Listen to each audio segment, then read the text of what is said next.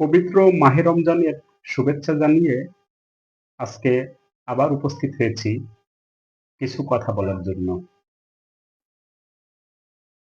আপনারা গতকাল আমার একটি ভিডিও দেখেছেন। আমি সেখানে সিয়াম সম্পর্কে কিছু কথা বলেছিলাম। সেখানে কিন্তু আ বেশ কয়েকটি কথা বলেছিলাম যে সিয়াম শব্দের অর্থ বিরত থাকা। আসলে রমজান মাসে আমরা সারাদিন কিন্তু খাদ্য পানাহার থেকে বিরত থাকার মধ্যেই সীমাবদ্ধ অ রেখেই কিন্তু বুঝি যে এটাই সিয়াম বা রোজা। কিন্তু আসলে এই সিয়াম থেকে কিন্তু যে শিক্ষা আমরা গ্রহণ করেছি সে বিষয়ে কিন্তু গত পর্বের ভিডিওতে আমি বলেছিলাম যে বাকি ১১ মাস আমরা আমাদের সব ধরনের খারাপ কাজ থেকে যদি বিরত থাকতে পারি তাহলে বাকি সময়গুলোও কিন্তু সিয়ামের যে পূর্ণতা, সিয়ামের যে আসলে সাধনা এবং সিয়াম আসলে যে জন্য সৃষ্টিকর্তা আমাদের মাঝে দিয়েছে তার কিন্তু অ অ ধারা চলমান থাকবে। তো আমি আসলে বলেছিলাম যে সব ধরনের খারাপ কাজ থেকে বিরত থাকা। তো এই সব ধরনের খারাপ কাজ থেকে বিরত থাকার বিষয়ে আমার কাছে আমার প্রিয় সহধর্মিণী একটু জানতে চেয়েছে যে আসলে এই খারাপ কাজগুলো থেকে যে বিরত থাকার কথা বলা হচ্ছে, আসলে সেই খারাপ কাজগুলো কি? এই খারাপ কাজ আসলে কি? মানে কোন কাজ থেকে আসলে বিরত থাকা উচিত আমাদের? আসলে প্রশ্নটি কিন্তু অসাধারণ। আমরা আসলে প্রকৃতপক্ষে যদি না জেনে থাকি যে খারাপ কাজ আসলে কোনটা বা খারাপ কাজ কি বা খারাপ কাজ কোথা থেকে শুরু হয়, তার উৎপত্তি স্থল কোথায়? যদি এই জিনিসগুলো ক্লিয়ার ভাবে আমরা না জানি, তাহলে কিন্তু আমরা বারবার আ খারাপ কাজ বা মন্দ কাজ এগুলো করব, আবার কিন্তু অনুতপ্ত হব। কিন্তু প্রকৃতপক্ষে এটা কিভাবে নির্মূল করা যায়, এটা কিন্তু আমরা কোনোভাবেই কিন্তু বুঝে উঠতে পারবো না। যার জন্য আসলে আমাদের জানা উচিত যে খারাপ কাজ আসলে কোনগুলো।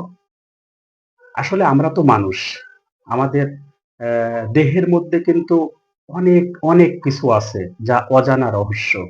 আমরা নিজকে নিজে জানার ব্যাপারে অনেকে অনেক রকমভাবে উক্তি দিয়ে গেছেন। অনেক জ্ঞানীরা কিন্তু নিজেকে জানার ব্যাপারে কথা বলে গেছে। তো আমি আসলে একটি জিনিসই বলতে চাই যে এই খারাপ, খারাপ কাজ আসলে কি? প্রকৃতপক্ষে খারাপ কিন্তু বাইরের থেকে আমাদের কাছে আসে না। আমাদের ভিতর থেকেই কিন্তু সৃষ্টি হয়। যেহেতু আমাদের মধ্যে কিন্তু সেই খারাপের এবং ভালোর ২ টারই যে দিক তা কিন্তু আমাদের দেহের মধ্যে কিন্তু আছে। যেমন আমরা কিন্তু জেনে এসেছি যে মানুষের দেহে ৬ টি রিপু আছে। আপনারা কিন্তু অনেকেই জানেন যে মানুষের দেহে ৬ টি রিপু আছে। কাম, ক্রোধ, লোভ, মোহ, মদ, মাৎসর্য। এই ৬ টি রিপুর নাম কিন্তু আমরা সবাই শুনেছি। কিন্তু আসলে এই রিপুগুলো কোথায় শরীরের কোথায় অবস্থান করে এবং এগুলো কি দেখা যায় নাকি এগুলো অনুভব করা যায়? না এইগুলো আসলে কিভাবে আমাদেরকে মানে এই মন্দ কাজগুলো করতে সহযোগিতা করে? এই বিষয়গুলো কিন্তু আসলে আমাদেরকে খুব গভীরভাবে সুনিপুণভাবে কিন্তু জানতে হবে। আর এই সুনিপুণভাবে যদি আপনাকে জানতে হয়, তাহলে কিন্তু আপনি সত্যিকার অর্থে ভালো কাজ করছেন কিনা, নাকি খারাপ কাজ করছেন, তা কিন্তু আপনি নিজে নিজের থেকেই উপলব্ধি করতে পারবেন। তো যেহেতু আ আমি অ্যা এই বিষয়গুলো নিয়ে কথা বলার জন্য যেহেতু অ আজকে এসেছি, তবে আমি জানি যে আসলে একদিনে সব বিষয়গুলো বলা সম্ভব হবে না। যেহেতু আমার সহধর্মিণীর প্রশ্ন ছিল যে আসলে খারাপ কি? প্রকৃতপক্ষে কিন্তু খারাপ কিন্তু আমাদের মনের মধ্যে যে শরীরের মধ্যে যে ৬ টি রিপু আছে, এই রিপুর কুমন্ত্রণাগুলোই কিন্তু খারাপ। আমরা কিন্তু একবারে কিন্তু এই ৬ টি রিপুকে কখনোই শেষ করতে পারব না। এবং এই ৬ টি রিপুর চাওয়া পাওয়ার বিরুদ্ধে কিন্তু যেতে পারব না। আমাদেরকে কিন্তু একটা, একটা করে রিপু চিনতে হবে এবং ওই রিপুর উৎপত্তি স্থল কোথায় এটা জানতে হবে এবং ওই রিপুকে কিভাবে নিয়ন্ত্রণ করে ওইটাকে ব্যতিক্রম দিকে পরিচালনা করা যায় সেটা সম্পর্কে আমাদের জানতে হবে। তো আমি যেহেতু খারাপ বিষয়, এই খারাপ কিন্তু ১ম শুরুতেই কিন্তু খারাপের জন্ম দেয় কিন্তু এই রিপু থেকে। আর এই রিপুগুলোই কিন্তু আমাদের সব ধরনের খারাপ কাজ করতে শেখায়।